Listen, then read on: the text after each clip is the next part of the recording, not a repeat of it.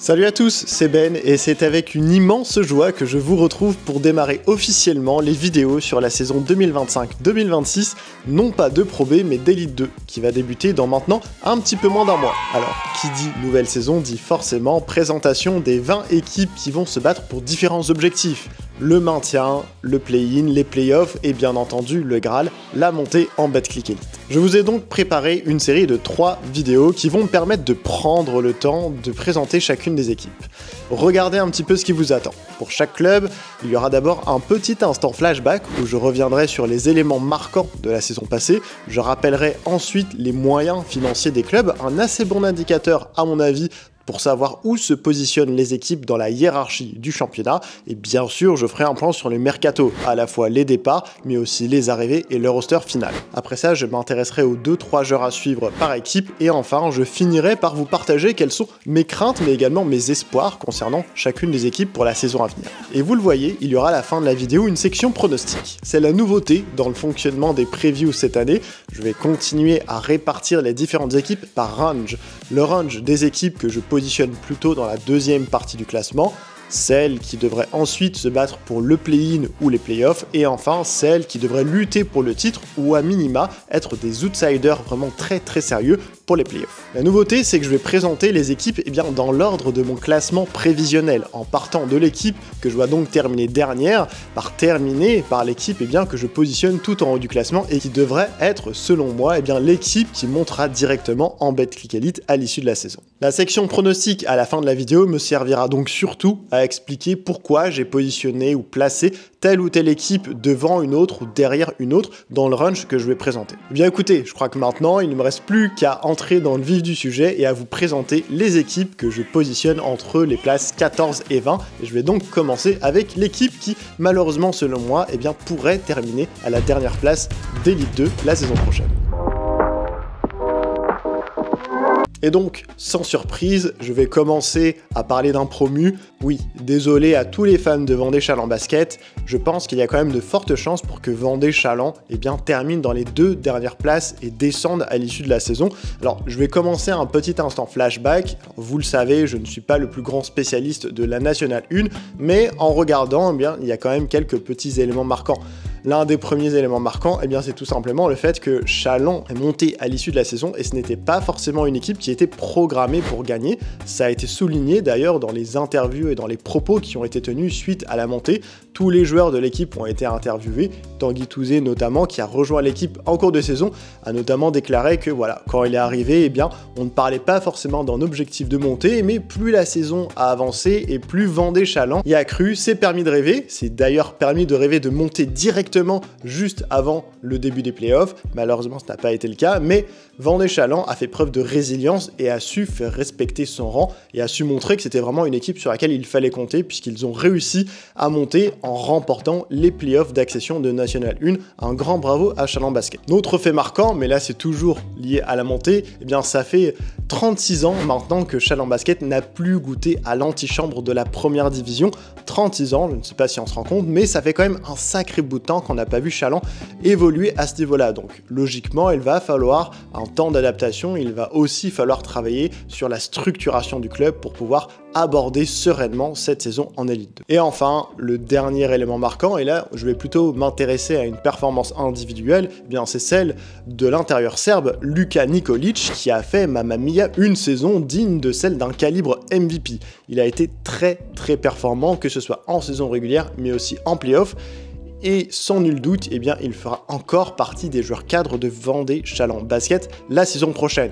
Voilà, ça fait maintenant plusieurs saisons qu'il domine en N1, il était temps pour le coup que Luka Nikolic découvre le niveau supérieur avec dorénavant l'Elite 2. Petit point rapide maintenant sur les moyens financiers dont va pouvoir bénéficier Chaland Basket. Alors pour toutes les autres équipes d'Elite 2 et non pas de Pro B, je pense que parfois je vais me mélanger durant cette vidéo, je vais surtout faire un flashback sur les moyens financiers de la saison passée qui permettront aussi de donner une indication sur les moyens de l'équipe pour la saison à venir. Pour le coup, je n'ai pas forcément les résultats du budget et des masses salariales de Vendée Challant Basket l'année dernière en National 1, mais en parcourant des articles, j'ai pu trouver certaines statistiques, notamment le président s'est prononcé et vise un budget aux alentours des 2,5 millions d'euros la saison prochaine pour Vendée Challant en Élite 2. Donc un budget qui est, on serait plutôt sur une moyenne de 3,5 millions d'euros en moyenne pour les clubs d'Élite 2. Vendée Challant aura 1 million d'euros en moins, ce qui les positionnera forcément parmi les clubs les plus faibles, on va dire, en termes de budget et de masse salariale d'Élite 2. Même si la masse salariale, pour le coup, n'a pas encore été annoncée, en termes de budget, on sera sur un club qui sera un peu faible, mais il y aura des équipes qui vont avoir des budgets encore un petit peu plus faibles que Vendée Challant Basket. Maintenant, parlons mercato. On le sait, pour les équipes qui ont l'habitude de monter, on essaye de garder une ossature, on essaye de garder une base. Alors faut dire que l'année dernière, Challant a aussi été pas mal embêté par les blessures. Il y a eu beaucoup de mouvements, de départs et d'arrivées de part et d'autre au cours de l'année pour Vendée Challant Basket. Et on peut le voir, il y a quand même pas mal de départs pour aborder cette saison d'Élite 2 où il va falloir monter en régime, il va falloir aller aussi recruter de meilleurs joueurs pour pouvoir espérer se maintenir. Et donc il y a un certain nombre de joueurs qui ne vont pas poursuivre l'aventure et qui ne vont pas connaître la transition entre National 1 et Élite 2 la saison prochaine. C'est le cas de Parfait Njiba, de Warren Racine, de Yann Podolski, Clément Dezal, Jephté Pasquier, qui a quand même malgré tout, il me semble, effectué un match de préparation déjà avec Vendée Challant contre La Rochelle. Anthony Prunière intègre quant à lui l'encadrement sportif de Vendée Challant Basket et enfin Issa Fofana ne sera plus non plus dans l'effectif de Vendée Challant Basket la saison prochaine. Du côté des arrivées maintenant, on peut voir que le tableau n'est pas très rempli. Il y a tout d'abord l'arrivée de Paul Biong qui vient aussi pallier l'absence de Grégory Ben-Gaber en début de saison. Grégory Ben-Gaber qui s'était blessé malheureusement pour lui lors de la finale d'accession face à Mulhouse. Il sera absent au début de la saison. Il va donc être remplacé par Paul Biong qui a l'avantage d'avoir déjà goûté à ce niveau, il a déjà évolué à ce niveau-là. Il me semble que c'était notamment avec Boulazac. Donc un joueur, alors que je ne vais pas dire joueur d'expérience, même si du haut de ses 23 ans, maintenant ça fait quand même pas mal de temps qu'il arpente les parquets de Élite 2 et de National 1 notamment. Et puis on a aussi deux autres joueurs qui sont venus se greffer à l'effectif. Tout d'abord Roger Mout Abidias. Quand je parlais d'expérience de la division, là on est dedans puisque Roger a déjà évolué autrefois du côté de Saint-Chamond, puisque Saint-Chamond a maintenant changé de nom, et aussi plus récemment du côté d'Antibes. Donc un renfort d'expérience qui va pouvoir venir amener son leadership aussi sur le poste 3 pour l'effectif de Sébastien Lambert. Et enfin, la dernière recrue à date, puisque je pense qu'il va quand même manquer encore un joueur à recruter à Challant, c'est la signature d'un intérieur qui nous provient de NCAA, Ante Brozovic. Alors, vous me pardonnerez la prononciation, n'hésitez pas à me corriger d'ailleurs sur la prononciation. C'est un poste 4, donc un ailier fort qui vient compléter l'effectif de Sébastien Lambert, apporter sa puissance physique, son athlétisme et aussi ses qualités, on l'imagine, pour venir scorer et ajouter un petit peu plus de menace offensive à un effectif qui majoritairement sinon est dans la continuité de celui qui était coaché par Sébastien Lambert l'année dernière en N1. Ce qui nous donne donc ce roster plus ou moins final, car comme je le disais, je pense qu'il va encore manquer une recrue au poste 2 ou au poste 3, sachant que Clément Morel peut alterner sur les deux postes. On a Grégory Ben-Gaber, comme je le disais, sur le poste 1 qui ne va pas démarrer la saison. Je ne sais pas encore quelle est la durée de son indisponibilité. Pour le coup, ça nous donne un poste 1 pour le moment qui va être composé donc de Paul Biong et de Jérémy Bichard. Jérémy Bichard, le capitaine qui lui aussi a, de par son passé, déjà connu ce niveau avec, il me semble, Saint-Quentin, mais ça commence à remonter. Sur le poste 2, il va manquer, je pense, une recrue qui devrait être une recrue américaine ou en tout cas étrangère, accompagnée de Tanguy Touze. Clément Morel également pourra faire la bascule sur les deux postes et Roger Mout Abidias devrait aussi avoir un rôle majeur sur le poste 3. Roger qui n'a pas débuté encore la préparation avec Vendée Challant Basket puisque il évolue avec son équipe nationale du Cameroun lors de l'Afrobasket. Sur le poste 4, donc on a pour l'instant l'une des uniques recrues Ante Brozovic, l'intérieur croate qui va avoir un rôle assez prépondérant je pense. Il sera secondé par Mohamed Diop et enfin sur le poste 5, il y avait le meilleur joueur de Vendée Challant Basket et l'un des meilleurs intérieurs de N1 la saison passée, Luka Nikolic, qui je pense va encore faire quelques beaux cartons cette saison parmi les raquettes d'Élite 2. Alors dans les joueurs à suivre, eh bien pour le moment j'en note 2. Il y a encore certes un joueur qui va venir compléter l'effectif, mais pour le moment, eh bien c'est tout simplement 2 recrues eh bien, que j'ai positionnées dans les joueurs à suivre. Roger Moutabidias, tout simplement parce que c'est l'un des seuls joueurs qui a l'expérience de cette division. Il va venir forcément avec un rôle très important, c'est un joueur expérimenté, très bon shooter, il va venir apporter une menace longue distance supplémentaire à cet effectif. Et puis il y a l'intrigant Ante Brozovic, donc qui nous provient de NCAA. J'ai très hâte de voir quel va être le profil de ce joueur, assez atypique dans son profil. Donc, au niveau des craintes et des motifs d'espoir que je peux avoir pour Vandéchal en basket, eh bien pour la saison à venir, eh bien, dans les craintes, logiquement, on est sur un promu, donc il y a un très gros manque d'expérience de la division, même si Roger Moutabidias vient en partie compléter ce manque, mais c'est vrai que sur la majorité de l'effectif, on n'a que des joueurs qui eh bien, ont goûté très peu, comme Jérémy Bichard, voire même pas du tout à la division. Et donc, il va quand même falloir un sacré temps d'adaptation, je pense, pour se mettre au niveau à la fois tactique, mais aussi physique, athlétique, parce que comparé à la Nationale 1, eh bien, ça va plus vite, ça va plus haut, et c'est beaucoup plus impactant. Une autre crainte que je peux avoir, mais là aussi, peut-être que ça va venir un petit peu diminuer ma crainte en fonction de la dernière recrue qui sera ajoutée, c'est peut-être le manque de menaces offensives de cette équipe. On était sur une équipe qui est montée la saison dernière avec vraiment un corps, donc un corps de joueurs vraiment collectif. Le collectif ne va pas suffire pour passer de la N1 à la Ligue 2, il va falloir avoir des joueurs qui vont prendre leurs responsabilités, qui vont devoir aussi dominer, qui vont devoir avoir des coups de chaud, des coups d'éclat, et pour le moment, j'ai du mal à voir quels sont les joueurs qui vont porter la responsabilité du scoring. Alors peut-être que les recrues, Roger Moutabidias et Ante Brozovic, vont l'être, mais il manque pour moi sur le secteur extérieur, pour le moment aussi, un joueur qui va être capable de prendre ses responsabilités et de venir apporter une menace fiable et surtout régulière au scoring.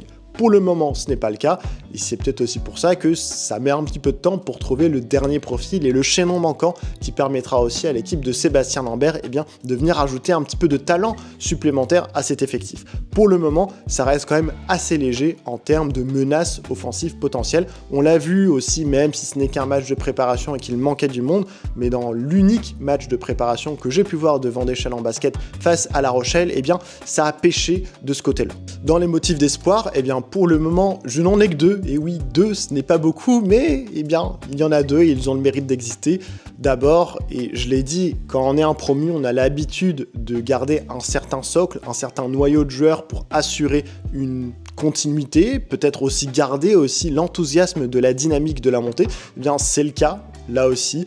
Vandéchal en basket a de la continuité, a conservé des joueurs, et ça va être quelque chose qui, en début de saison notamment, va pouvoir aider Sébastien Lambert, qui pourra quand même s'appuyer sur des repères collectifs qui vont déjà être établis. Le deuxième point positif, c'est que sur le papier, en tout cas, je trouve que la raquette n'est pas déconnante. Je parlais de Luka Nikolic, alors certes, ce n'est pas l'intérieur le plus athlétique qui soit, ce n'est pas le plus vertical, par contre, il a de sacrés fondamentaux, un très bon jeu de haut panier, un très bon jeu au sol, et à mon avis, que ce soit du côté du rebond, mais aussi du scoring, eh bien, si on arrive à bien lui donner les ballons, eh bien, je n'ai pas de doute sur le fait que Luka Nikolic pourra être un intérieur qui pourrait tourner à 12 points et 7 ou 8 rebonds de moyenne. Une valeur sûre, je pense, à ce niveau-là, en Pro B, en Elite 2. Et pour l'accompagner, eh bien, c'est vrai que sur le profil, eh bien, lorsque l'on regarde les statistiques de Ante Brozovic en NCAA l'année dernière, on peut penser qu'il y a client, on peut penser qu'il y a là un vrai bon joueur. Reste à voir maintenant comment il va s'adapter au basket européen, comment il va s'adapter aussi aux spécificités très athlétiques de la Pro B. En tout cas, ça va faire plaisir de revoir Vandéchal en basket 36 ans après, et on leur souhaite bien du courage et surtout une très belle saison pour ce retour dans l'antichambre de la Betclic Elite.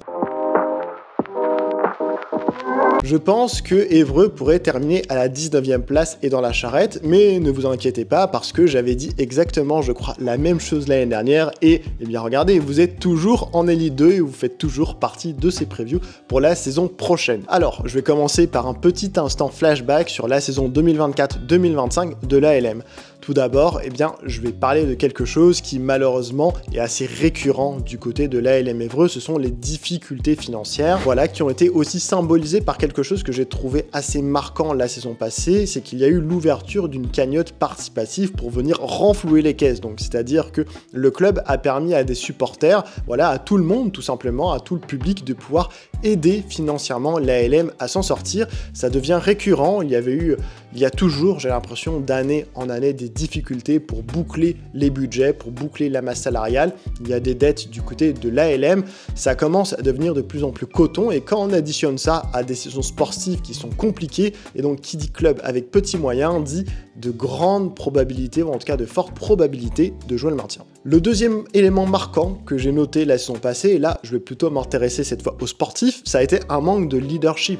J'ai trouvé qu'il y avait eu, il y avait une équipe assez jeune, assez inexpérimentée, mais j'ai aussi trouvé qu'il y avait un certain manque de leadership, ou en tout cas un certain manque de prise de responsabilité de la part de certains joueurs, et c'est quelque chose que je vais regarder notamment dans la construction d'équipe cette année. Enfin, je vais terminer avec un autre élément un peu plus positif, c'est quand même qu'il y a eu des choix qui ont été faits, des paris, quand on a un budget qui est assez restreint, il va falloir faire des paris. Il y a eu quand même quelques belles surprises. Déjà, il y a eu le retour de Dimitri Ranić, qui je trouvais était une très bonne pioche, et puis il y a aussi eu, même si défensivement ça a été un petit peu compliqué, EJ, qui a été un petit peu le leader offensif de cette équipe, qui a quand même apporté satisfaction. Voilà, donc il y a quand même eu de bonnes surprises et un bon flair de la part des coachs hébroïciens. Sans oublier, et c'est notamment la grosse surprise et la très bonne surprise de la saison, tout simplement Aaron Levaretti, qui a terminé meilleur rebondeur du championnat et qui provenait, lui, de National 1. Alors, du côté des moyens financiers, je ne vais pas m'épiloguer très longtemps sur le sujet, j'en ai déjà parlé. Évreux, c'est le club le plus faible, en termes de budget et de masse salariale de la division l'an passé.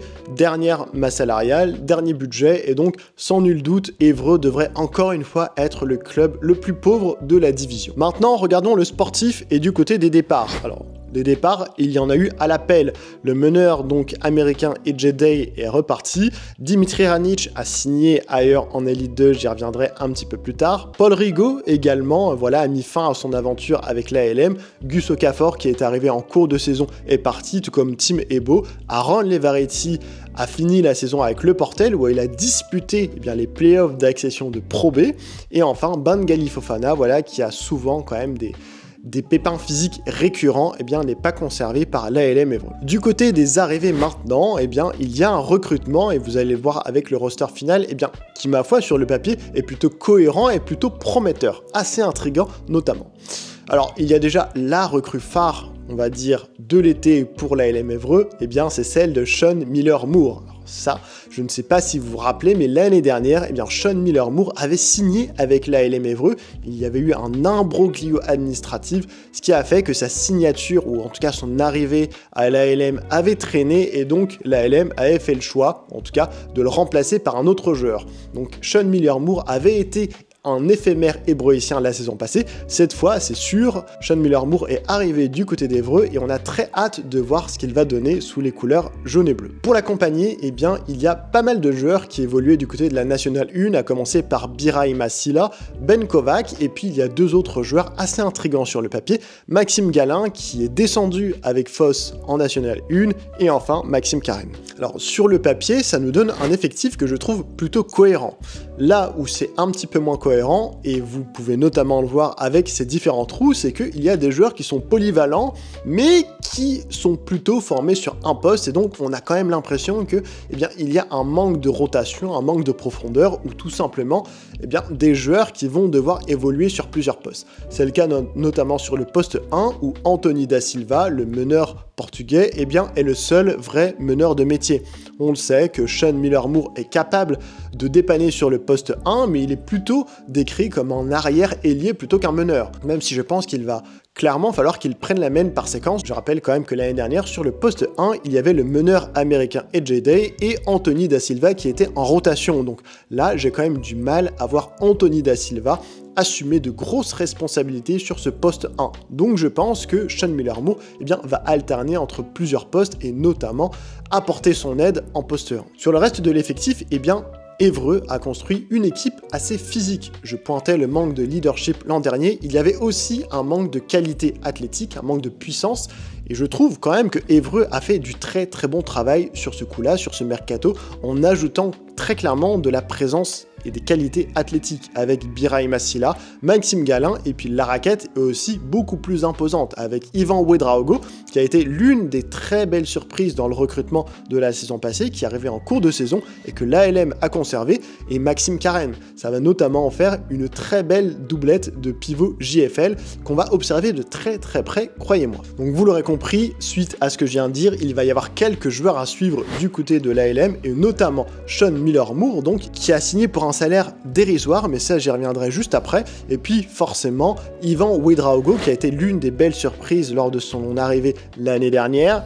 Nul doute qu'avec quelques mois en plus d'adaptation, eh bien, il va être prêt à performer dès le début du championnat et il peut être l'un des, je pense, meilleurs pivots français du championnat cette saison. Alors, du côté des craintes et des motifs d'espoir, je vais commencer par m'intéresser aux craintes. Eh bien, il y a la première qui est Sean Miller-Moore. Sean Miller-Moore, comme je le disais, il a vraiment signé pour un salaire vraiment ridicule à ce niveau-là pour de la Pro B et il va clairement être l'arme offensive numéro 1, le patron, le leader, tout simplement le joueur capable de prendre ses responsabilités du côté de l'ALM Évreux. Et vu le salaire auquel il a signé, eh bien, je ne serais très clairement pas surpris qu'il ait une clause, ou en tout cas qu'il ait beaucoup de propositions, si d'aventure, eh bien, il montre clairement le statut qui est le sien, c'est-à-dire celui d'un joueur capable de tourner peut-être à 15 points, 4 rebonds et 5 passes décisives.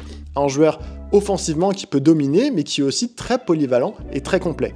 Sans nul doute, il aura des propositions pour aller voir ailleurs cette saison et il va falloir que Évreux soit capable de le remplacer. Ça, c'est peut-être une crainte que j'ai, vu la faiblesse en termes de profondeur sur le backcourt qu'il peut y avoir à Évreux. Si Sean Miller-Moore cède à des sirènes plus rémunératrices et aussi plus compétitives, parce que l'ALM devrait quand même jouer le maintien la saison prochaine, eh bien, ça peut mettre très clairement Évreux dans la panade. La deuxième crainte que je peux avoir, eh bien, j'en ai parlé, c'est peut-être le manque d'un véritable meneur en plus. Sean Miller-Moore peut prendre ce poste, ce n'est pas forcément le poste où il est le plus naturel, où il est le plus efficace. Enfin, et c'est une question qui devient là aussi récurrente, c'est quelle perspective financière sur la durée. On le voit, Évreux est obligé de faire des paris, Évreux est obligé de proposer des salaires dérisoires. Qui dit salaire dérisoire dit peut-être eh bien, des sollicitations dans la saison. Et là, c'est vrai que ça ramène d'autres questions. Quelle capacité pour aller recruter un autre joueur en cours de saison, avec un vivier forcément qui est beaucoup plus moindre et restreint que pendant l'intersaison, et surtout quid de l'alchimie si on se retrouve à aller devoir piocher des joueurs ailleurs en cours de saison. Et enfin, ma dernière crainte, Évreux est allé piocher certains joueurs en National 1, il y a de la jeunesse, on est globalement sur un effectif quand même qui est assez jeune, donc peut-être qu'il va y avoir aussi un temps d'adaptation pour certains joueurs, notamment des joueurs du banc justement pour se mettre au niveau de la division. Mais ne vous inquiétez pas, les supporters évreuiens, il y a aussi pas mal de motifs d'espoir, même si je place Évreux 19e dans mon classement, et j'ai expliqué quand même un petit peu pourquoi. On est quand même sur une équipe que je trouve plus séduisante et plus cohérente aussi que l'année passée, et je vais vous expliquer pourquoi. D'abord, mon premier motif d'espoir pour l'ALM, eh bien, c'est tout simplement l'enthousiasme de la jeunesse. Ce point que je qualifiais un petit peu de négatif dans mes craintes, en termes de manque d'expérience, eh bien, on va être sur une équipe qui n'aura rien à perdre, et les jeunes, très clairement, vont être enthousiastes, dynamiques, et surtout, ils vont devoir prouver. Et quand on veut prouver, on a faim, et souvent, on est performant. Associé forcément à cette jeunesse, eh bien, il y a du potentiel, et je trouve qu'il y a quand même beaucoup de potentiel, et des joueurs qui ont beaucoup à prouver. C'est notamment le cas des deux intérieurs dans la raquette dont j'ai parlé, Ivan Ouedraogo, Maxime Karen. Je peux aussi parler de Maxime Galin, qui a fait entrevoir de très belles promesses du côté de Fos-sur-Mer. Birahim Assila aussi, qui a été formé du côté de la Chorale de Roanne, qui a été très bon à Vitré l'année dernière. Il a quelque chose, voilà, c'est un avion de chasse athlétiquement, et sans nul doute, il va pouvoir déjà, je pense, offrir de très bonnes minutes en Elite 2 la saison prochaine. Donc il va vraiment y avoir du potentiel à développer, et peut-être qu'on sera sur une équipe diesel avec des débuts qui vont être un petit peu difficiles, mais plus la saison va avancer et plus peut-être l'équipe va performer, comme ce qu'a pu montrer Vichy la saison dernière. En motif d'espoir, alors oui, ça peut être un doute qu'on peut avoir, ça peut être aussi un motif d'espoir, c'est Sean Miller-Moore. En termes de rapport qualité-prix, je pense qu'on sera vraiment sur un rapport qualité-prix qui sera imbattable cette saison en Pro B, avec effectivement la crainte de le voir partir peut-être pour des cieux plus rémunérateurs en cours de saison. Et enfin, mon dernier motif d'espoir, eh bien, c'est que je trouve qu'il y a un meilleur équilibre entre l'attaque et la défense comparé à l'année dernière où je trouvais vraiment l'effectif assez light, assez léger, notamment défensivement. offensivement. Là, on sent quand même que Marc Namura a souhaité apporter plus de densité athlétique, plus de densité physique, des joueurs plus robustes et aussi meilleurs défenseurs, et ça, très clairement, ça peut jouer, et je pense globalement que cette équipe de Évreux, elle a quelque chose à faire, elle est intéressante, modulo quelques doutes, quelques gros doutes même concernant Sean Miller-Moore. Si Sean Miller-Moore fait toute la saison du côté d'Évreux, eh bien sans nul doute, je reverrai mon pronostic à la hausse, mais j'ai quand même de sacrées craintes quant au fait qu'il reste sur toute la saison. On poursuit avec maintenant la présentation du club de Aix-Maurienne. Oui, ça peut faire mal parce que Aix-Maurienne, c'était la grosse surprise de la saison dernière, mais Aix-Maurienne reste toujours un petit club, l'un des petits poussets d'Elite 2, et je pense que ce sera encore le cas la saison prochaine. Alors, la saison 2024-2025 d'Aix-Maurienne a été tout simplement fabuleuse. La grosse surprise, tout simplement parce que Aix-Maurienne, eh bien, s'est qualifié en play-off et n'y a pas fait de la figuration, croyez-moi. Aix-Maurienne, ça a tout simplement été l'une des surprises aussi parce que voilà, on est sur un club avec de très faibles moyens et donc il a fallu un petit peu de magie pour faire une grosse saison, et le magicien, en l'occurrence l'année dernière du côté de la MSB, eh bien c'était le coach Kenny Grant qui a mis sa patte et ça s'est vu tout de suite. Aix-Maurienne a d'ailleurs terminé avec la meilleure attaque du championnat et ça, croyez-moi, ce n'est pas rien. Dernier élément marquant, et c'est fortement corrélé à cette patte magique qu'a insufflé Kenny Grant, eh bien c'est qu'on a eu un groupe, un vrai groupe, une vraie équipe et un collectif performant. Voilà.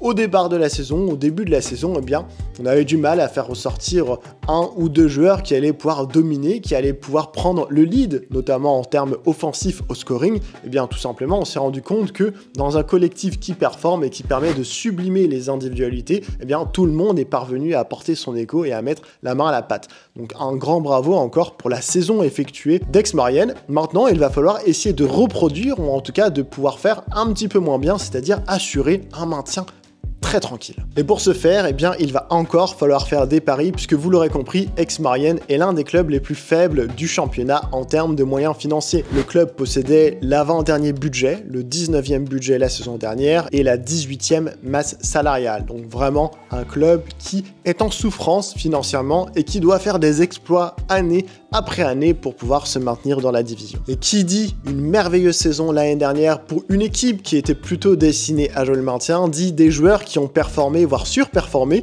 et qui dit donc, eh bien, beaucoup de départs forcément à l'intersaison. Et oui, quand on fait une bonne saison, ça se monnaie.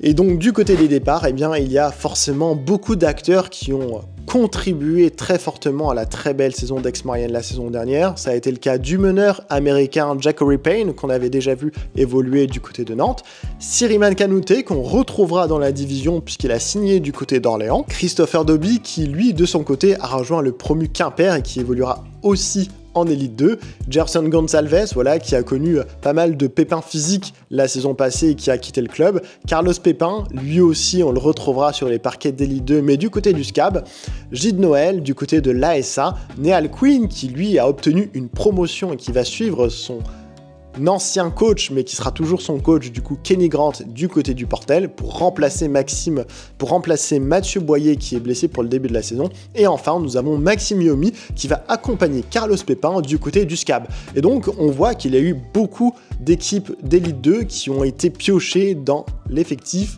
d'Aix-Maurienne pour la saison à venir. Beaucoup de départs, donc forcément beaucoup d'arrivées. Il a fallu faire parfois des paris avec un recrutement qui est assez intriguant et assez intéressant sur le papier. Je vais commencer par parler du remplaçant au poste de meneur de Jackory Payne, Donovan Donaldson, qui va devoir assumer des responsabilités offensives à la création et au scoring. Il sera secondé par Valentin Vital-Boiteux qui va remplacer Siriman Kanouté. On a eu deux joueurs qui sont venus en prêt. On a Loïs Grassoff, l'ailier en provenance du MSB qui a été prêté une saison, et enfin il y a aussi Nicolas Pavrette, le joueur qui évoluait du côté de Orléans la saison dernière, qui avait été signé 3 ans à l'OLB et qui est donc prêté pour cette saison à Aix-Maurienne. À côté de ça, nous avons Rigo Ezzata qui nous provient de National 1 et enfin des joueurs qui nous proviennent de l'étranger, Sean Smith, voilà, qui va avoir beaucoup de responsabilités sur le poste 4, un stretch fort, et enfin Willem Brandvik, désolé pour la prononciation, qui viendra remplacer Neal Quinn sur le poste 5. Ce qui nous donne, ma foi, un roster assez intriguant avec Donovan Donaldson accompagné de Valentin Vital-Boiteux et Steve Bagg qui a signé son premier contrat professionnel sur le poste 1, Corentin Falcoz qui sera toujours là, voilà, qui va assurer la continuité, tout comme Kamel Amour sur le poste 3.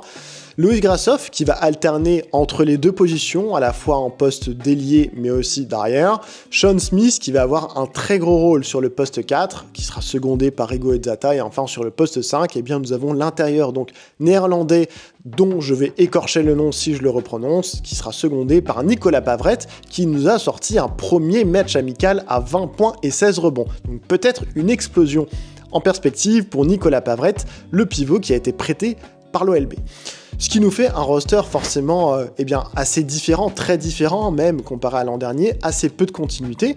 Un nouveau coach aussi, puisque forcément, vous l'avez vu, Kenny Grant est parti, donc beaucoup de questionnements, beaucoup de motifs d'espoir, mais aussi forcément beaucoup d'incertitudes. Mais avant ça, parlons des joueurs à suivre de cet effectif. Dans les joueurs à suivre, eh bien, je ne vais pas faire de surprise, je vais prendre l'axe 1-5. L'axe 1-5, tout simplement, puisque Donovan Donaldson, eh bien, il a un CV plutôt intéressant, il sort d'une saison aussi très intéressante, et je pense qu'il aura le rôle du scoreur, le rôle du leader offensif de l'équipe, et le maintien d'Aix-Maurienne passera, je pense, en grande partie par le niveau de performance et de régularité que va faire preuve ce meneur américain. De l'autre côté, et on le sait, l'axe 1-5 c'est très important en basket, eh bien j'avais envie de cibler Willem Brunswick qui vient avec un profil assez intriguant. C'est un stretch 5, voilà, c'est un pivot qui est capable de s'écarter et de tirer à 3 points avec fiabilité. Ce style de pivot-là en Pro B est assez atypique et un petit peu rare. Voilà, sur les dernières années, je peux penser notamment à Alexis Tang qui a un petit peu ce profil de joueur intérieur, pivot, capable voilà, de s'écarter. Je pense que Willem Brunswick peut être une bonne pioche. Maintenant, il va falloir voir ce qu'il va être capable de produire en s'adaptant à un nouveau championnat. C'est un joueur qui va découvrir le basket français, le basket en Pro B qui est assez atypique, notamment sur les postes antérieurs. Il a un QI basket intéressant, il est capable de s'écarter avec plus ou moins fiabilité, donc je vais être très très curieux et intrigué de voir ce que l'intérieur néerlandais va pouvoir nous proposer. Et c'est pour ça que je vais m'intéresser beaucoup à regarder ce que va produire en termes de performance l'axe 1-5 d'Aix-Maurienne cette saison. J'aurais pu parler de Sean Smith qui va aussi avoir beaucoup de responsabilités, j'aurais pu parler de Louis Grassoff aussi qui a montré de très belles choses en fin de saison avec le MSB en intégrant la rotation, mais pour l'objectif maintien, je vais vraiment me focaliser sur cet axe 1-5. Maintenant, quelles sont mes craintes pour l'équipe d'Aix-Maurienne cette saison? La première, et forcément c'est le cas pour à peu près toutes les équipes qui connaissent un mercato assez tumultueux, eh bien c'est qu'on est sur une reconstruction quasi totale à la fois de l'équipe, mais aussi du staff, avec un coach qui est très jeune, un coach rookie. Et donc forcément, beaucoup de renouveau pour une équipe qui a de très faibles moyens, ça pose toujours question, quelle va être la capacité d'adaptation du coaching staff, quelle va être la capacité d'adaptation des différents joueurs et notamment des joueurs étrangers qui sont venus compléter l'effectif. Il va falloir attendre le début de saison et notamment les premiers matchs amicaux mais aussi les premiers matchs officiels pour pouvoir voir dans quel range vraiment va se situer Aix-Maurienne. Je parlais du staff, effectivement, qui est encore assez novice et assez vert. On est aussi sur un banc qui a tout à prouver et qui va devoir prouver, que ce soit du Louis Grassoff qui vient de l'étage supérieur et qui a dominé dans le championnat Espoir Élite, mais aussi Nicolas Pavret qui a très peu joué du côté d'Orléans. On est sur un banc qui va devoir prouver. Valentin Vital-Boiteux nous provient de National 1 et donc on est sur un banc qui majoritairement n'a jamais goûté à cette division, n'a jamais goûté à ce niveau. Nicolas Pavret a connu une première saison, avec très peu de temps de jeu, donc il va falloir que le banc soit performant et directement à la hauteur. Une dernière crainte concernant cet effectif, c'est peut-être un petit manque de menaces extérieures. Et c'est notamment là où Corentin Falcoz, Kamel Amour et Donovan Donaldson vont avoir un gros rôle à jouer. Ils vont devoir être des menaces extérieures fiable, en espérant aussi peut-être pour Aix-Maurienne que l'intérieur néerlandais puisse s'approcher des 35-37% de réussite à 3 points sur un volume de 2 à 3 tentatives par match. Ça pourrait permettre d'amener du spacing, vraiment un spacing vraiment très bienvenu à cette équipe qui va en avoir besoin. Du côté des motifs d'espoir maintenant, on est sur une équipe clairement qui aura tout à prouver, que ce soit le 5 majeur, le coaching staff, le banc. Et donc, on aura une équipe qui, ma foi, je ne vais pas dire qu'elle n'aura rien à perdre, mais en tout cas, elle aura tout à gagner et elle aura vraiment une mentalité d'underdog peut-être pas d'outsider, parce qu'on parle plutôt d'outsider pour des équipes qui sont plutôt positionnées dans la première partie du classement, mais en tout cas, Aix-Maurienne, voilà, va avoir une équipe qui va avoir faim, un petit peu comme celle de Évreux, et ça peut être un élément positif. Je parlais de la jeunesse, de l'inexpérience aussi, peut-être du banc, et bien je trouve quand même qu'il y a un bon mix entre de l'expérience et de la jeunesse. De l'expérience, puisque on a quand même des joueurs qui connaissent le championnat, avec Corentin Falcoz et Kamel Amour. Kamel Amour qui s'est engagé sur du moyen long terme avec Aix-Maurienne, et on a aussi des joueurs qui voilà ne sont pas des rookies, avec l'intérieur néerlandais, avec Sean Smith et avec Donovan Donaldson.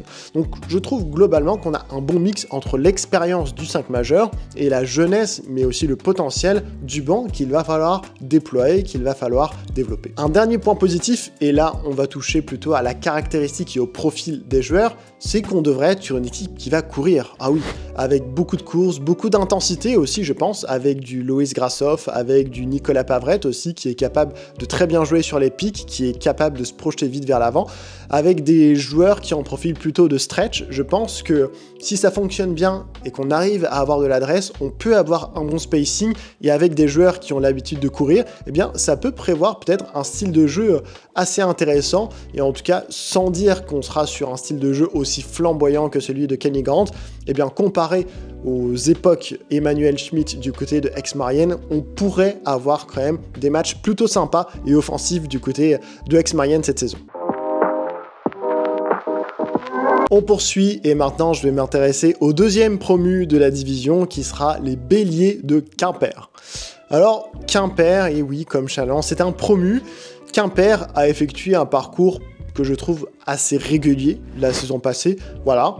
Très intéressant de revoir Quimper à ce niveau-là, et oui, parce que Quimper a quand même une histoire dans ce championnat. Sur la dernière décennie, on a été habitué à voir Quimper proposer de très belles choses en Pro B.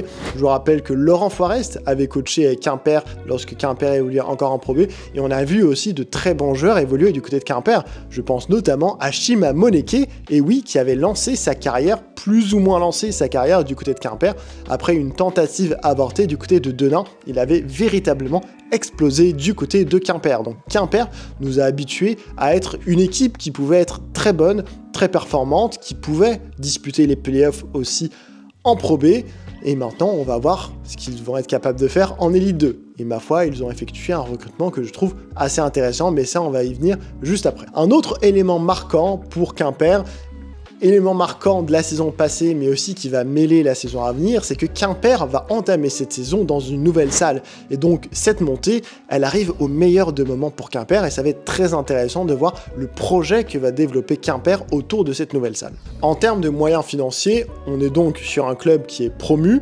J'avais fait la même chose pour Challans, donc je vais me baser là aussi sur plutôt le budget prévisionnel que va essayer d'atteindre Quimper pour la saison à venir. Challans avait annoncé vouloir atteindre un budget de 2,5 millions.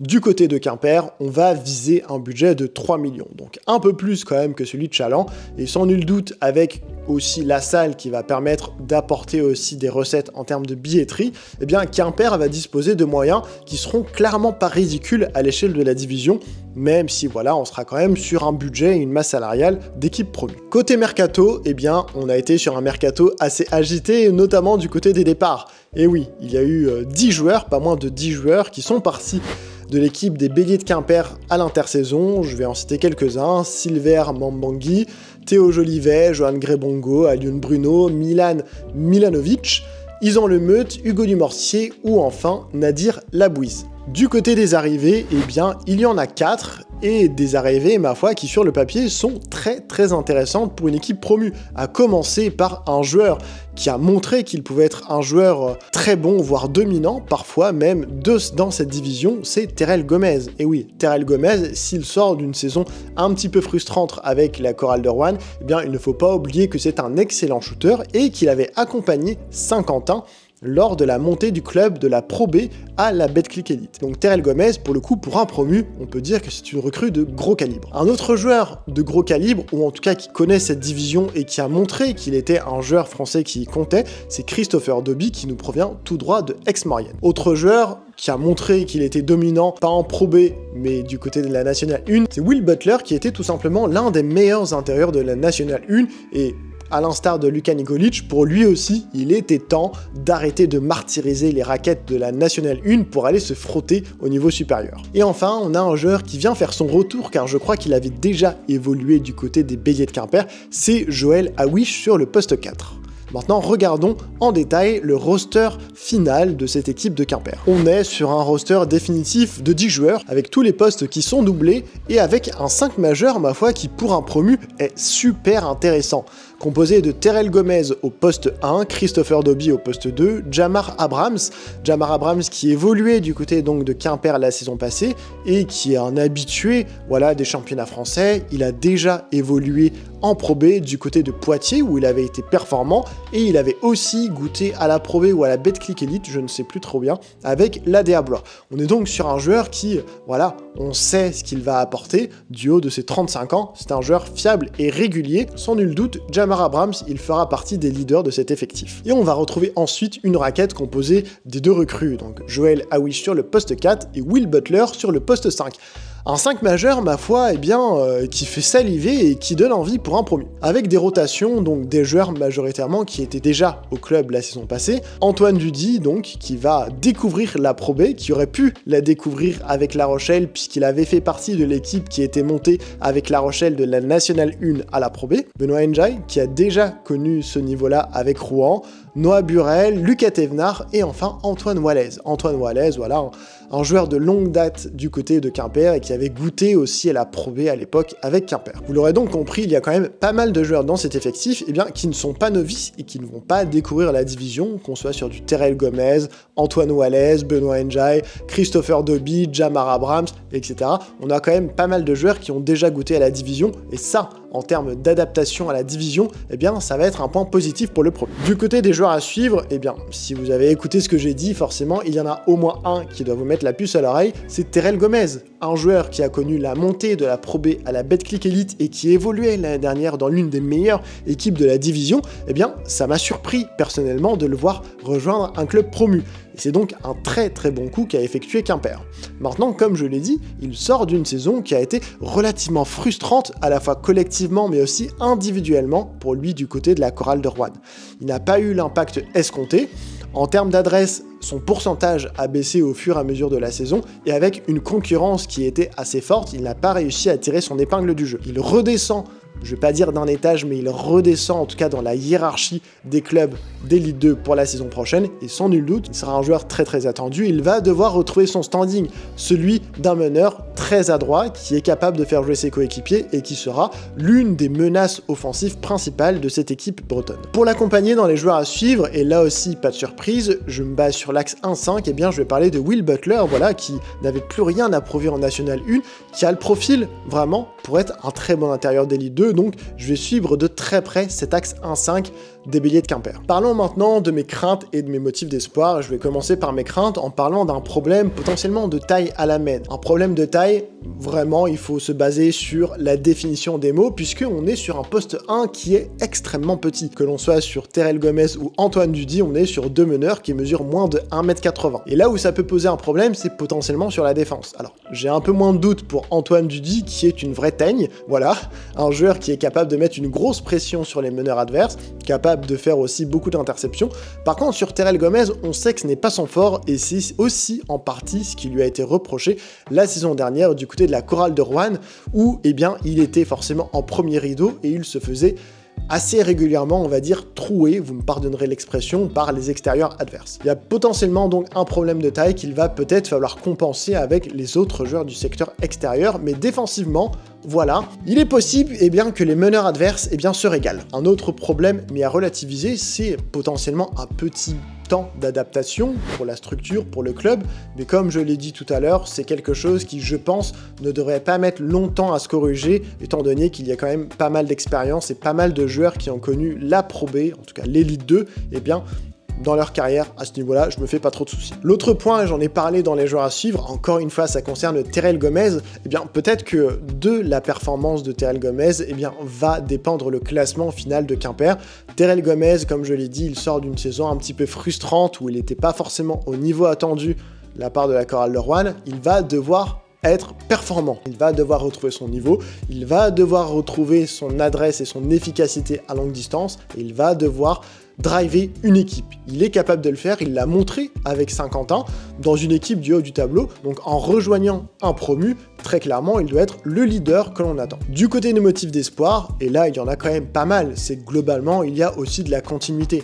Il y a des joueurs qui ont de l'expérience, mais il y a aussi de la continuité, notamment sur le banc, mais ça va permettre aussi d'assurer de la continuité, d'assurer des repères collectifs à une équipe qui en aura besoin, notamment en début de saison. Autre point positif, c'est qu'on a, je trouve, une équipe qui a été construite pour être à même de répondre aux défis physiques de la division. Il y a une certaine densité athlétique, des joueurs aussi qui ont connu ce niveau-là, qui savent quel est le niveau de répondant athlétique qu'il va falloir mettre. Je trouve globalement qu'on est sur une équipe qui ne va pas se faire marcher dessus, et ça c'est assez important. Autre point positif, et ça j'en ai déjà parlé, on a beaucoup de joueurs qui ont l'expérience de cette division, et ça, croyez-moi, ça va compter. Lorsque l'on compare l'effectif des deux promus, Vendée, Challans Basket et Quimper, les Béliers de Quimper, eh bien on voit quand même qu'il y a deux clubs qui potentiellement ne vont pas jouer dans la même catégorie. Et enfin, j'en ai parlé tout au début, c'est qu'il y a quand même la salle. Alors oui, c'est un critère extra sportif, mais c'est important pour un club de se structurer, de se professionnaliser, et sur du moyen long terme, de parler projet. Et avec une nouvelle salle,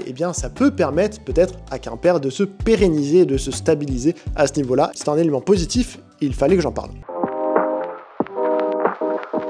On poursuit avec maintenant l'équipe de Hier-Toulon, et oui, l'équipe sudiste, fait son entrée dans cette preview. Que dire à propos de la saison 2024-2025 du HTV ? Tout d'abord, il faut rappeler que le HTV était donc un promu la saison dernière, et ils ont connu un début qui était compliqué, mais aussi une fin qui a été compliquée. Ils ont eu du mal à s'adapter, ils ont eu du mal à rentrer dedans, ils ont eu du mal à remporter des matchs, mais ça a aussi été le cas à la fin de la saison. On a donc eu une période assez bizarre où le HTV a eu du mal à gagner des matchs au début et a eu du mal à gagner des matchs à la fin. Heureusement, ils ont réussi à remporter pas mal de matchs, ou en tout cas le nombre de matchs suffisant pour se mettre à l'abri du maintien assez tôt dans la saison. Heureusement, car la fin de saison a été vraiment catastrophique. Et c'est d'ailleurs pour ça que je vais pointer le deuxième point, c'est qu'il y a eu un vrai manque de régularité dans la saison du HTV.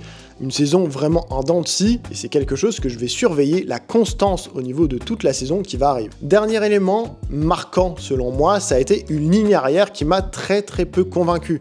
Alors oui, j'attendais peut-être aussi un peu plus d'un joueur qui a eu l'habitude de dominer et d'être très bon à ce niveau-là, c'est Mathis Keita. Je ne l'ai pas forcément trouvé à son aise, et globalement, c'est toute la ligne arrière qui a été en difficulté, avec beaucoup de départs et d'arrivées au fur et à mesure de la saison, et même avec les arrivées, ça n'a pas forcément apporté satisfaction.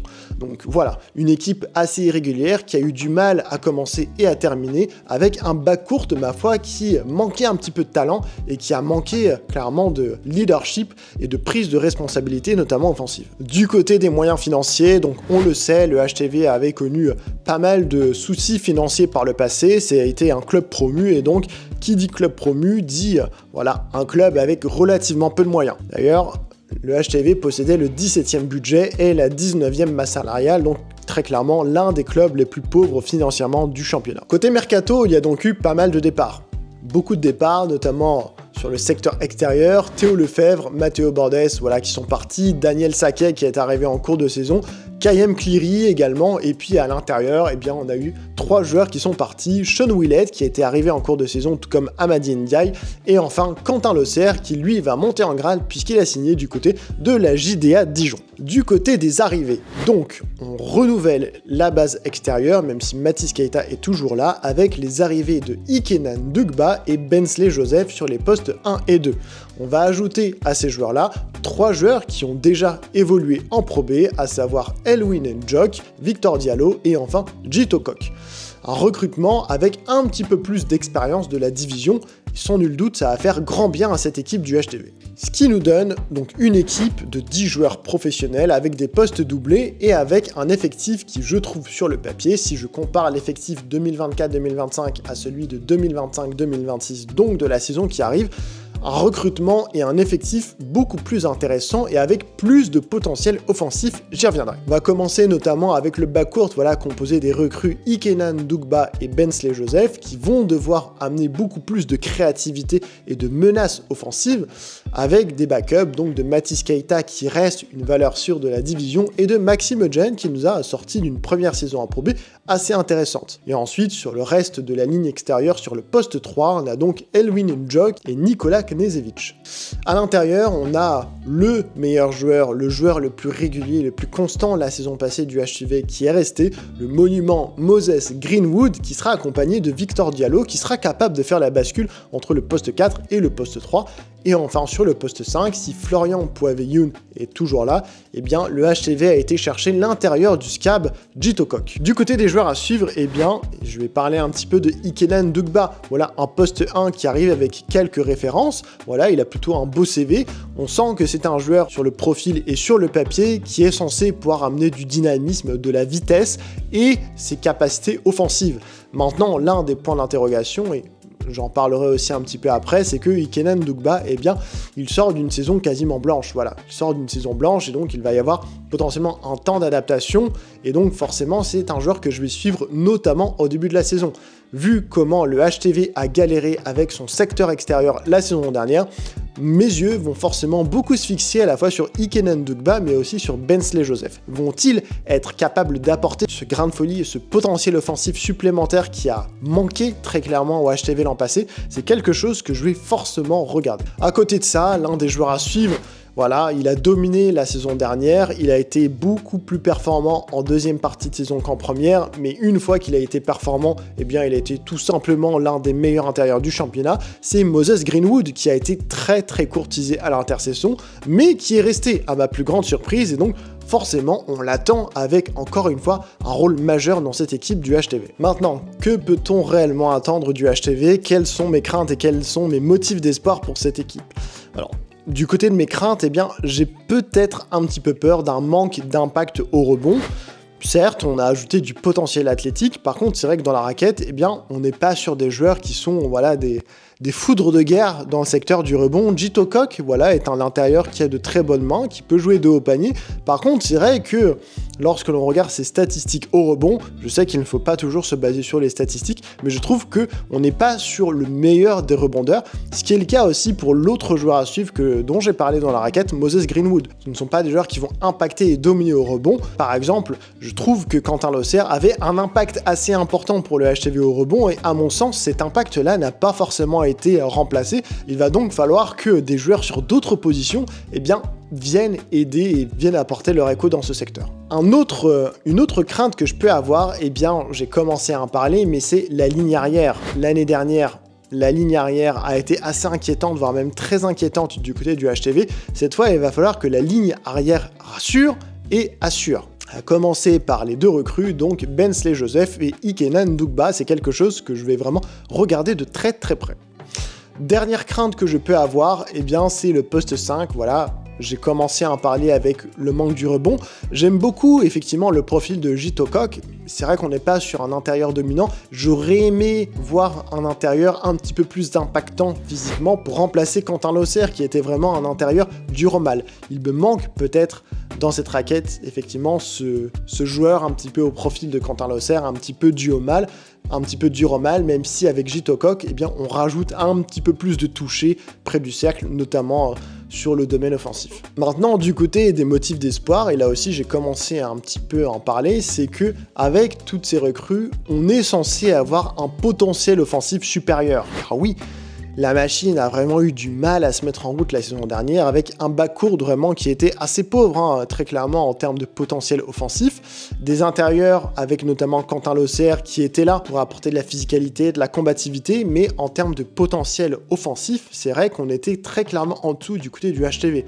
Et donc on voit clairement que le recrutement a mis l'accent pour aller apporter plus de danger, plus de shoot, également avec les ajouts de Elwin Njok et Victor Diallo sur les postes 3 et 4. Un autre motif d'espoir, eh bien l'année dernière on était sur une équipe promue, voilà, avec donc relativement peu de joueurs qui connaissaient la division. Là le recrutement a ciblé au contraire des joueurs qui connaissent cette division, mis à part Ikenan Ndugba et Bensley Joseph, que ce soit Victor Diallo, Elvin Njok ou Jito Kok, on est sur des joueurs qui ont déjà évolué à ce niveau, avec des responsabilités certes qui étaient un petit peu disparates, mais on est sur des joueurs qui vont savoir à quoi s'attendre et qui ont du répondant physique, c'est aussi important de le souligner. Et enfin, et ça je l'ai aussi déjà dit pour quelques autres équipes, on est globalement sur une équipe d'underdog, voilà. On est sur une équipe, si ça clique bien, si vraiment le backcourt arrive à apporter son écho offensif, une équipe qui peut surprendre, je pense, positivement, et donc on est sur une équipe qui a tout à prouver, à la fois le 5 majeur, mais aussi le banc. Donc si les planètes s'alignent bien, eh bien ça peut promettre une belle saison pour le HTV. En tout cas, je le redis, il y a quand même un potentiel offensif qui va être supérieur, une dimension athlétique aussi qui va être un petit peu plus présente. Et donc je pense, et je vais aussi regarder du côté de la régularité du HTV cette saison, mais en tout cas, sur le papier, on est sur une équipe qui me semble armée pour se maintenir, et pourquoi pas, si ça clique bien, pourrait peut-être aller essayer de s'immiscer dans la course pour le play-in. Parlons maintenant de l'équipe de Rouen. Oui, ça peut paraître un petit peu surprenant de les voir positionnés aussi bas, mais vous allez comprendre pourquoi. Alors, que s'est-il passé la saison dernière du côté de Rouen? Rouen sortait d'une première saison en Pro B après la montée qui a été très positive puisque le RMB a connu les playoffs et puis la saison dernière, ça a été un petit peu moins performant. Rouen n'a pas goûté aux playoffs ni au play-in. Alors, oui, ça a été un petit peu décevant de mon point de vue puisque je positionnais Rouen dans mon classement prévisionnel assez haut, en tout cas je les voyais intégrer le play-in et les playoffs, et donc on a été sur une saison assez irrégulière, voilà, en manque de constance, on a été sur une saison que l'on peut qualifier de ventre mou de la part de Rouen, donc assez décevant, pas de qualification en playoff, quand même un élément marquant aussi, mais ça fait partie de la philosophie notamment du coach Sylvain Delorme, une politique jeune qui était toujours là. On essaye de mettre sur le terrain des jeunes qui ont du potentiel et que l'on va chercher à développer. C'est aussi quelque chose à souligner parce que Rouen le fait très bien depuis quelques années. Donc on va tout doucement rentrer dans les raisons et vous allez le voir qui font que je vais positionner Rouen un petit peu plus bas et pour ça je vais commencer à m'intéresser aux moyens financiers du club. Rouen, on n'est pas sur un club qui est très riche. Si la saison dernière, eh bien, le club avait un budget qui était dans la moyenne, donc le 9e budget de Pro B sur 20 équipes, eh bien en termes de masse salariale, on était sur l'une des masses salariales les plus faibles, avec la 15e masse salariale, et donc sur un club voilà, qui doit composer avec des paris et qui notamment mais sur le terrain des jeunes, parce qu'aussi, eh bien, des jeunes, ça coûte un petit peu moins cher. Pour illustrer ça, je vais commencer par parler du mercato et notamment des départs. Et des départs, il y en a eu à l'appel du côté de Rouen cet été. La ligne extérieure est partie, que ce soit Marcus Hammond du côté de Poitiers, Clarence Nadolny qui a cédé aux Sirènes de Châlons et qui va découvrir l'élite la saison prochaine. Ofek Malka également est parti, le shooter. François Ouiboué est parti du côté de Pau. Yuri Golitin, ce jour est sans club. Eddie Kayouloud est parti du côté de Champagne Basket, Yasmine Mambo du côté de l'ADA Blois et enfin Narcisse Ngoy a signé à la Gielbourg qui a été prêté du côté de Poitiers. 10 joueurs donc sont partis du côté de Rouen, on est donc sur une reconstruction partielle. Du côté des arrivées. Du côté des arrivées, pour remplacer la menace Marcus Hammond sur le secteur extérieur, eh bien Sylvain Delorme va bénéficier des services de Trey Croft, un meneur qui va devoir assumer des responsabilités offensives. Pour l'accompagner sur les lignes arrières, eh bien on aura Roser Malanga que Sylvain Delorme connaît très bien, Nils Farose, Valentin Bigot. Valentin Bigot, ça va faire très plaisir de le revoir à ce niveau-là, lui qui avait évolué du côté de Nantes en Pro B à l'époque et qui avait ensuite rejoint le championnat espagnol avant, à la surprise générale, de revenir en France mais en National 1 alors que c'est très clairement un joueur qui avait le niveau pour évoluer en première division. Et pour compléter eh bien, ce recrutement, eh bien, Rouen s'est attaché les services de Kevin Samuel et de Landry JJ. Ce qui nous donne donc un roster qui va malgré tout conserver quelques joueurs, à savoir les leaders expérimentés, Mohamed Choua et Karim Gourari sur les postes 3 et 4. Et bien sûr Arthur Bouba. Donc seulement 3 joueurs qui sont restés du côté du RMB, donc assez peu de continuité, même si on a quand même là 2 leaders en Mohamed Choua et Karim Gourari qui sont très expérimentés et qui connaissent parfaitement bien les systèmes et surtout la philosophie du coach Sylvain Delorme. Globalement, on est sur une équipe qui conserve quand même une ADN d'aller responsabiliser, d'aller chercher des joueurs de division inférieure, donc en National 1. Une politique jeune, voilà, qui est un petit peu moins présente, mais aussi parce qu'il y a moins de profondeur que les saisons passées. Sylvain Delorme, on est sur un coach qui a une philosophie de jeu qui est très intense, qui va demander beaucoup d'efforts à ses joueurs, qui fait beaucoup de rotation et qui a l'habitude de s'appuyer sur des rosters qui sont longs avec 11 voire 12 joueurs. Cette saison, eh bien, je pense quand même qu'il y a une baisse de budget ou de masse salariale, en tout cas des moyens qui sont moins conséquents, ce qui fait que eh bien, Rouen doit resserrer un petit peu son effectif. Du côté des joueurs à suivre, j'en ai ciblé deux. Il y a d'abord Trey Croft, le meneur, celui qui est censé remplacer l'américain Marcus Hammond qui est parti du côté de Poitiers. Eh bien, Trey Croft, il va avoir un rôle important avec une profondeur qui va être moindre sur les lignes extérieures. Et on le sait, Sylvain Delorme aime beaucoup s'appuyer sur des Américains qui sont très performants. Ça a été le cas avec AKMJ Williams il y a quelques saisons.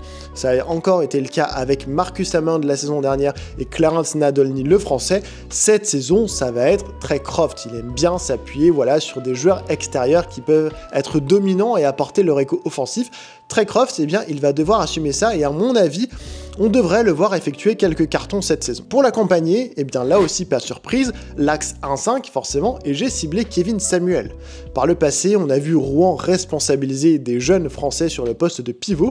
La saison dernière, c'était Narcisse Ngoy, et il faut dire, si Narcisse Ngoy a plutôt explosé sur la fin de la saison, qu'on a connu un poste 5 qui a été assez inconstant la saison dernière du côté de Rouen. Alors je pense que cette saison, avec l'apport de Kevin Samuel, justement, Sylvain Delorme va chercher un petit peu plus de constance et un petit peu plus, on va dire, de fiabilité. Fiabilité, pas forcément en termes de niveau, mais fiabilité plutôt dans la régularité des performances.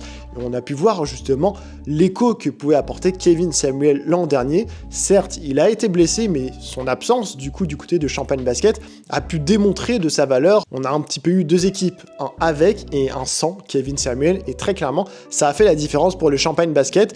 Et donc, on pourrait avoir un axe 1-5 qui peut être assez excitant du côté de la Normandie. Quelles sont donc mes craintes pour la saison à venir du côté de Rouen? Alors, je vais commencer par parler forcément de la baisse des moyens financiers. J'en ai un petit peu parlé, mais on n'était déjà pas une équipe qui roulait sur l'or, hein, avec la 15e masse salariale la saison dernière.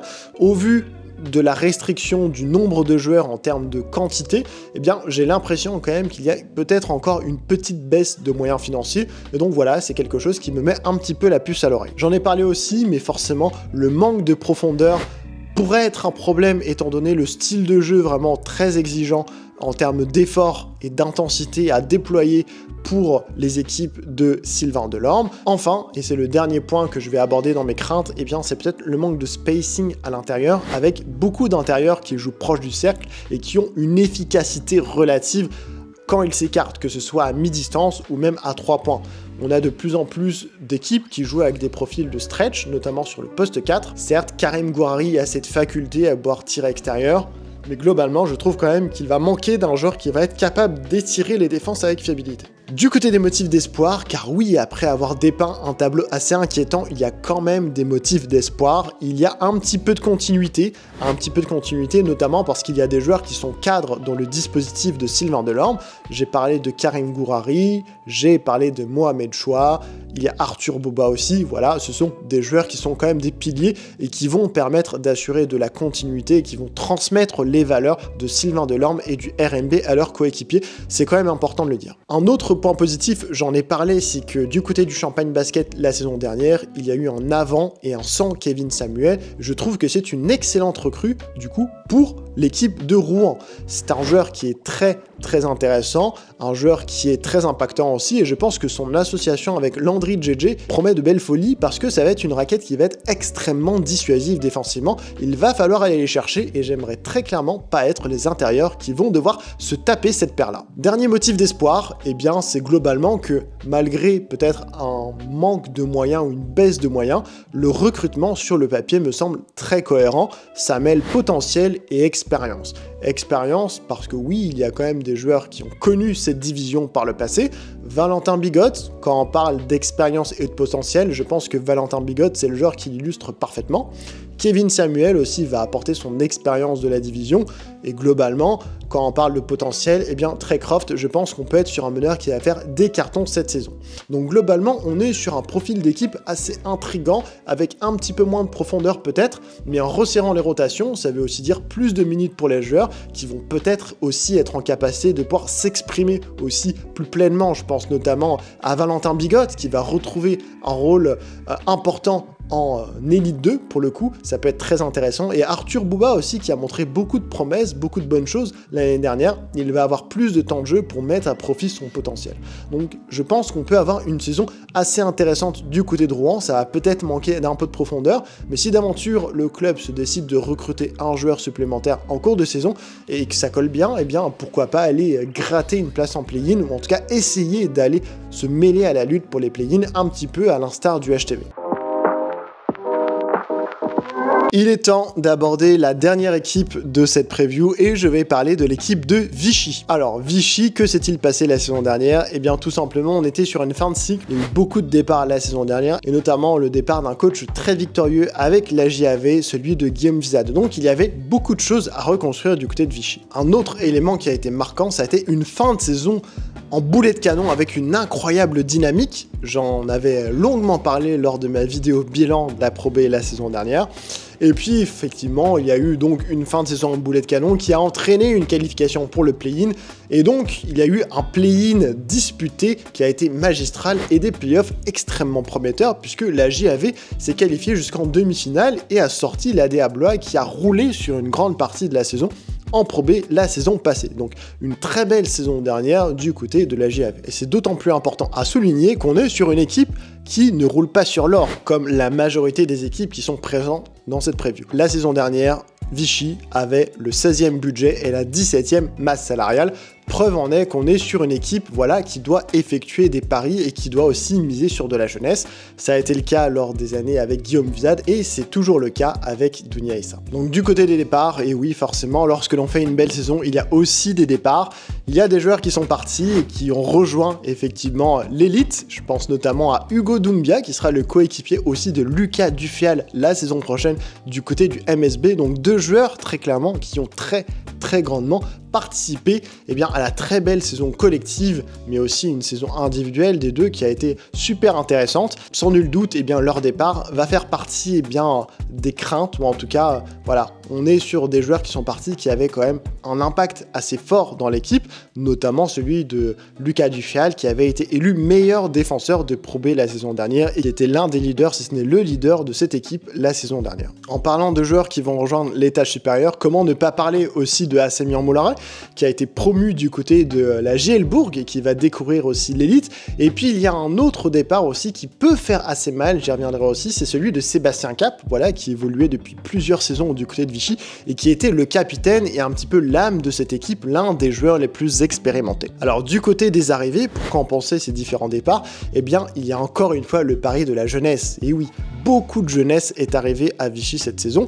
Alexandre Bouzidi et Elian Benitez, Nolan Kingé, Idriss Abba et enfin Mohamed Sanké qui a été prêté par Cholet. Ce qui nous donne encore une fois une équipe jeune, très jeune. Je pense qu'on sera encore une fois sur l'équipe la plus jeune de la division avec un poste 1, ma foi, très intriguant, avec beaucoup de potentiel et qui est aussi, là aussi, très jeune avec Alexandre Bouzidi et Elian Benitez. Sur le poste 2, et c'est là l'une des très bonnes nouvelles, c'est la reconduction, la prolongation du poste de américain Jordan Shepherd qui a fait une fin de saison et des playoffs et des play-in bien sûr de très bon niveau. Nolan Kingé sera là pour l'accompagner sur le poste 2 et sur les autres postes, on va retrouver des joueurs qui étaient là la saison dernière, Pape Diop, Damien Tseke et Bélé, Brice Eyaga Bidias, Kenny Kassiama, Serge Mourtala, Idriss Abba et Mohamed Sanké. On est donc sur un roster qui est assez complet, assez profond, avec encore une fois beaucoup de jeunesse, beaucoup de potentiel, un petit peu d'inexpérience, même si pour la majorité de ces joueurs-là, ils ont connu leur première saison en Pro B, donc la saison dernière. Du côté des joueurs à suivre, j'ai décidé de me focaliser sur les postes extérieurs et je vais commencer par Jordan Shepherd. Je mets Jordan Shepherd parce que très clairement, on est sur l'un des joueurs qui a le plus d'expérience dans cette équipe. Très clairement, il a été l'un des leaders, notamment en fin de saison dernière leader offensif, j'entends, et surtout, de par lui aussi sa fin de saison qui a été exceptionnelle, eh bien, je pense qu'il va être l'un des joueurs à suivre. On l'attend très clairement dans la lignée de sa fin de saison. Si la première partie de saison, il a été très irrégulier et inconstant, où il n'était pas forcément l'un des leaders offensifs, même s'il a été capable de coups d'éclat, c'est vraiment sur le dernier tiers de la saison qu'il a montré tout son potentiel. Et donc, dans cette lignée-là, je pense qu'Issa Doumbia attend de lui qu'il soit justement le leader offensif de cette équipe, dans une équipe qui va se vouloir très très jeune.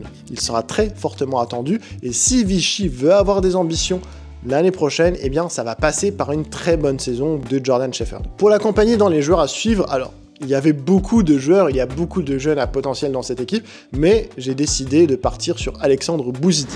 Pourquoi? Parce que, je l'ai dit tout à l'heure en préambule, eh bien Sébastien Cap, qui était le meneur de cette équipe, le joueur le plus expérimenté, est parti et on va se retrouver l'année prochaine avec une main 100% française et 100% jeune avec Alexandre Bouzidi et Elian Benitez qui sont deux très jeunes joueurs. Alexandre Bouzidi, ça a été le meneur de l'équipe U20 il y a 2 ans, qui a été champion d'Europe avec Guillaume Vizade. Il avait connu la Betclic Elite à l'époque avec la Chorale d'Erwan, voilà, c'était encore un très jeune joueur. Il évoluait la saison dernière, en tout cas en début de saison, du côté du CSP Limoges, où il avait très peu joué, où il était parti en cours de saison. On est donc sur un joueur dont on le sait qui a du potentiel, c'est un joueur qui a un gabarit assez atypique, il est vraiment très grand, c'est pas le plus explosif, mais par contre, il a un très bon QI basket, une très bonne vision du jeu et une très bonne qualité de passe. On attend vraiment, en tout cas moi, j'attends de voir vraiment ce qu'il va pouvoir donner à un échelon inférieur. On a vu qu'il pouvait avoir des passages et des périodes intéressantes en Betclic Elite du côté de la Chorale de Rouen. En Pro B, on va attendre de lui qu'il soit un meneur vraiment qui peut apporter et qui peut apporter, être performant et faire jouer ses coéquipiers. Elian Benitez, la saison dernière, a eu un petit peu de mal pour sa première saison à ce niveau-là, même s'il avait été un très bon joueur en National 1. Donc, très clairement, on va attendre de voir ce que cette main 100% française va donner. Et en ce sens, j'ai beaucoup d'espoir, je nourris beaucoup d'espoir dans les performances d'Alexandre Bouzidi, qui a toutes les capacités pour s'affirmer comme l'un des meilleurs Français de la division. Il va falloir un temps d'adaptation, ça, je n'ai pas de doute, mais en tout cas, une fois qu'il aura pris la mesure tactique, mais surtout physique de la division, je pense qu'on peut être surpris par la saison que peut produire Alexandre Bouzidi. Je vais maintenant parler de mes craintes et de mes motifs d'espoir. Alors pour commencer par mes craintes, eh bien, vous l'avez vu tout à l'heure, il y a eu beaucoup de départs et beaucoup d'arrivées, et notamment des départs de joueurs cadres. Voilà, on est clairement sur une fin de cycle qui est totale. Il y avait eu une petite transition la saison dernière avec le départ de Guillaume Vizade et de certains joueurs comme Noah Penda et Ilias Kamardine. Là, on est vraiment sur une fin de cycle avec, certes, des joueurs qui sont restés, mais par rapport aux grandes années de Vichy de l'époque Guillaume Vizade il y a 2 ans, on est voilà sur un noyau qui se rétrécit de plus en plus avec les départs de Assemion Moularet, de Lucas Dufual, de Sébastien Cap notamment. La deuxième interrogation que je vais avoir, c'est qui va épauler Jordan Shepherd au scoring? L'américain, l'arrière américain va clairement être le leader attendu dans ce secteur de jeu-là.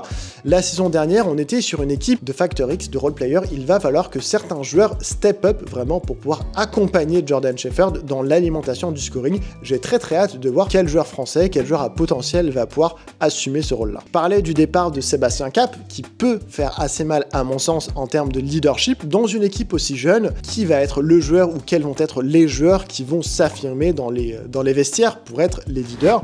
J'attends encore de le voir. On est sur une équipe vraiment qui est très jeune, encore assez inexpérimentée, avec très peu de joueurs au final qui sont au club depuis longtemps. Le départ de Cédric Bas aussi, en termes de papa et en termes de daron de l'effectif, peut peser aussi énormément. Donc je vais attendre de voir très clairement comment ça va se passer, quels sont les joueurs qui vont prendre le leadership, et dans des moments un petit peu de délicatesse où quelques défaites vont s'enchaîner, quels sont les joueurs qui vont taper du poing sur la table et venir, on va dire, ramener les joueurs ensemble. La dernière crainte que je peux avoir, j'ai commencé à en parler, c'est qu'est-ce qu'on peut attendre réellement du duo Alexandre Bouzidi et Elian Benitez, deux jeunes meneurs français qui ont du potentiel, qui pour le moment n'ont pas réussi à pleinement l'exprimer au niveau professionnel. Donc je vais être très curieux de voir ce que ça peut donner, et surtout avec un duo Benitez et Bouzidi à la main, quelles vont être les ambitions de Vichy la saison prochaine. Je rappelle qu'on va passer d'un duo Sébastien Cap à Assemion Moularet à Alexandre Bouzidi et Elian Benitez. sans dire qu'il y a un downgrade en termes de niveau. On va être sur un nouveau duo de meneurs, voilà, qui vont avoir un nouveau rôle qu'ils n'ont pas connu jusqu'alors. Parlons maintenant des motifs d'espoir. J'ai commencé à en parler tout à l'heure. Il y a eu une dynamique de fin de saison qui a été exceptionnelle. Alors oui, peut-être qu'avec un effectif qui dans la globalité est dans la continuité, peut-être qu'on va retrouver une dynamique qui va se prolonger et peut-être que ça va nous offrir un beau début de saison de la part de Vichy. En tout cas, je l'espère très grandement pour l'équipe de Dougny Haïssa. J'en ai parlé aussi de cette dynamique à propos d'un joueur, Jordan Shepherd, qui vraiment a été éblouissant en fin de saison. J'ai envie de croire à un Jordan Shepherd qui va continuer sur sa lancée, qui va être très performant cette saison, et clairement Vichy va en avoir besoin. Un autre point intéressant, et j'en ai parlé aussi pour une majorité d'équipes qui avaient notamment des bancs jeunes et effectué un recrutement en misant sur des jeunes, c'est qu'on est encore une fois sur une majorité de joueurs qui ont tout à prouver, qui vont avoir faim et qui vont avoir une mentalité d'underdog. Ça va être très intéressant et intriguant à observer tout au long de la saison et notamment dans leur progression. Et enfin, mon dernier motif d'espoir, ça va concerner un secteur du jeu en particulier, c'est la défense. On a vu la saison dernière qu'on avait un potentiel physique et athlétique assez impressionnant du côté de la JAV, qui avait l'une des meilleures défenses du championnat. Alors certes, ils vont perdre des joueurs comme Lucas Duféal, le meilleur défenseur de la saison passée, un superbe contreur. Hugo Doumbia aussi avec sa densité physique, le petit bulldog du secteur extérieur. Mais globalement, on est quand même sur des joueurs qui ont un potentiel physique et athlétique important. Il y a eu des recrues dans ce sens-là aussi qui sont assez intéressantes. Et donc, je pense qu'on peut garder une base défensive tout à fait correcte pour la JAV. Et ça peut être un élément positif. Voilà, on arrive donc maintenant à la section des pronostics. Alors, je vais faire très vite. Au fur et à mesure de ma présentation des équipes, vous avez pu voir et jauger un petit peu les arguments qui m'ont fait positionner telle ou telle équipe devant les autres. Je vous affiche effectivement mon classement prévisionnel en commençant par le bas. J'estime effectivement qu'en tant que promu et avec un recrutement qui se base beaucoup sur des joueurs qui n'ont pas évolué à ce niveau-là, que Chaland devrait terminer à la dernière place. Et plus on monte et plus on se retrouve avec des équipes clairement qui ont du potentiel, hein, je vous assure. Pas évident du tout de commencer à faire un classement prévisionnel. Il y a beaucoup d'équipes qui sont assez intrigantes et qui, à mon avis, eh bien, peuvent facilement se retrouver plus haut. Ça va dépendre forcément des aléas d'une saison. Je pense notamment à Évreux. Ça peut paraître dur de les positionner 19e, mais c'est principalement dû au fait que je ne pense pas que Sean Miller-Moore va terminer la saison et effectuer toute la saison du côté de l'ALM Évreux. Et s'il s'avère qu'il va partir, eh bien je pense que ça peut être difficile de trouver un meilleur rapport ou un aussi bon rapport qualité-prix pour l'ALM Évreux qu'une équipe très pauvre du championnat. Voilà, on arrive à la fin de cette vidéo. Je vous retrouve dans quelques jours pour la deuxième présentation des équipes qui cette fois seront classées entre les places 7 à 13. Donc on va commencer à s'intéresser aux équipes qui vont se battre pour le play-in. C'était Ben pour Backcourt, je vous dis à très bientôt, j'espère que vous avez apprécié cette vidéo et le début de ces présentations des équipes. Je vous dis à très vite, bye bye.